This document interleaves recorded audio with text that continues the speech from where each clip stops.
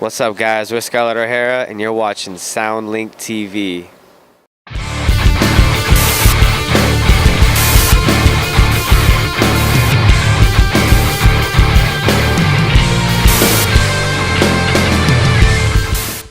What's up, everybody? Trent here with SoundlinkTV at the Radio Room in Greenville, South Carolina with the dudes and Scarlett O'Hara. How you guys doing today? I'm doing awesome. Excited to be here, dude. Oh yeah, we're excited to have you guys here today too and everything. So it's been a long ass time since you guys have been a band and all that, and coming back and everything. This new album stuff that dropped last year, and so I guess to start, I guess a lot of people want to know is like, what was the ignition to get the band going? 8 years after the first record came out and everything. Definitely.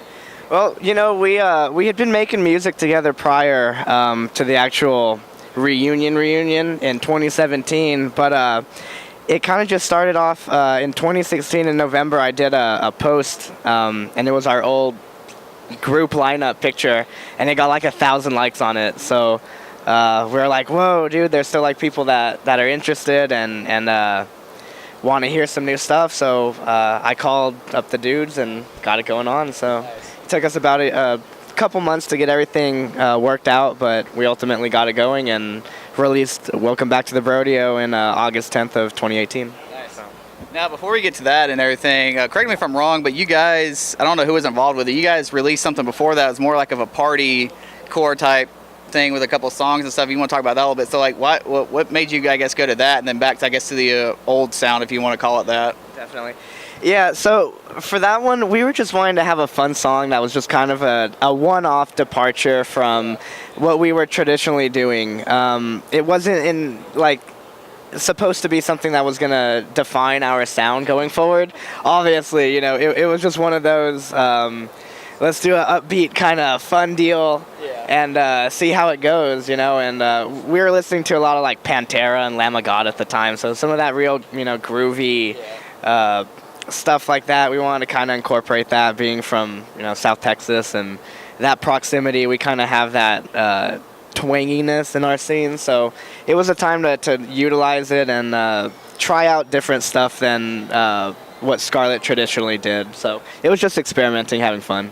So this record came out last year and everything, and it charted actually fairly well on some of the Billboard charts and iTunes and all that. So going into it, what did you guys really expect this to do? Because I mean, yeah, you got your core fans, from like those days. We're all in our late 20s, early 30s now. I was like, I think about 18, 19, 20 when I found you guys back then and stuff. And so what was, I guess, the core audience you wanted to hit with that? Because everybody kind of grew up. Some people grew up out of that style, out of that phase and stuff. And so What were you targeting with it, and did you even expect that reception that you got with how well it actually sold in that first week and everything?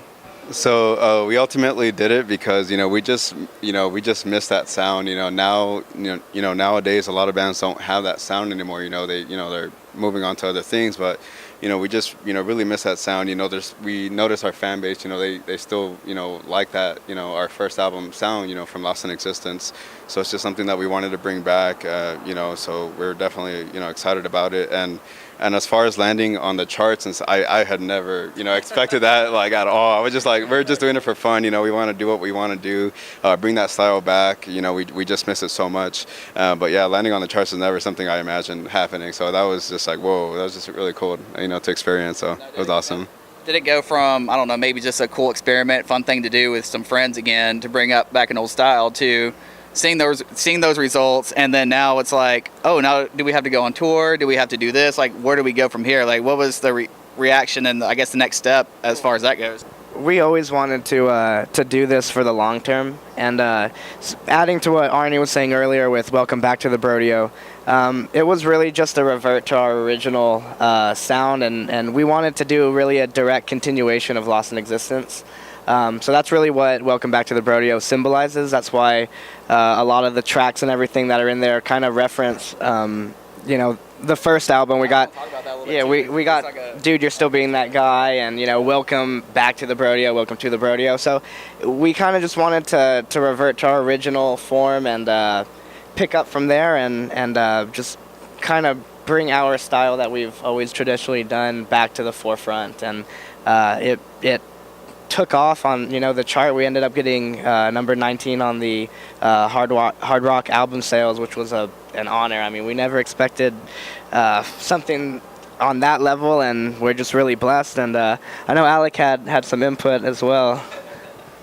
No, I mean, I just wanted to say earlier what Arnie was talking about. It's like, we lived together for 3 years, and we wrote so much, and a lot of that came back, and it was just, sticking to the genre, sticking with what we did in Lost in Existence. We had so much fun writing that album. We had an awesome time writing this one. It was just, we got to do a little bit of new things, like to stick to our original sound, but it was just, it was a blast, and it's just, hey man, me and this guy, we those late nights, the writing, man. We've just been writing.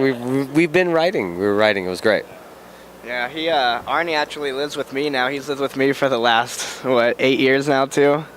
So me and him are, we're all a family. Alec was at my place forever, and then they got their own deal for a little bit. So I mean, that's what the Brodeo is. It's right here. So it's this core group of buddies that write songs, and we've been together since we were 14, 15. So it's a family at this point.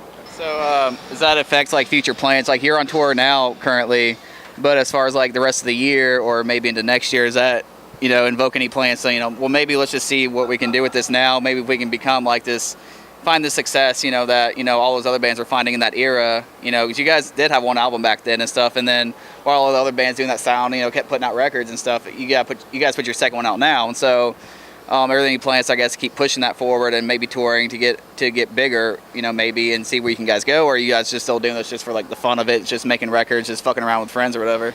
No, we definitely are already in the works for a West Coast tour to take this hashtag 2K9 scene tour to the West Coast. So we're planning that. It's going to be possibly in August, September. So we're definitely planning to have a busy year and the next following years as well, if it permits us. So I guess timing is good because you guys did come back with that style and everything, and then the whole like 29 scene jokes going around. So it's kind of like you guys kind of like picked it up at the right moment. Even some of the shirts you guys have are like the old school shirts, from back in the day. So all the zombie monster merch is in right now, I guess. So you guys have anything else you want to touch on?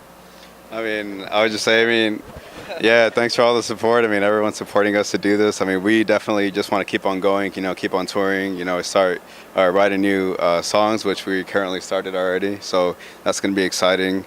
So we're just looking forward to the future at this point. Okay. I guess one more question I do have with the sales and the album. The first record was on Rise. I think you guys put this one out independently, correct? Yeah. And so I guess even though albums were still, selling back then, and that's more than they are now, because every year goes down. I guess 8-year difference, from 2010 to now is big difference. Did you guys see, any fruits of that labor releasing it, independently, getting, those sales, being you guys rather than having, a label sort of like those contracts, taking percentages and all that? Definitely. We definitely saw a huge change in every aspect almost going this independent route. We had, the freedom to do everything sonically, artistically that we wanted, and we got to pick the personnel we wanted to go with. So it was great going that route. And as far as the sales,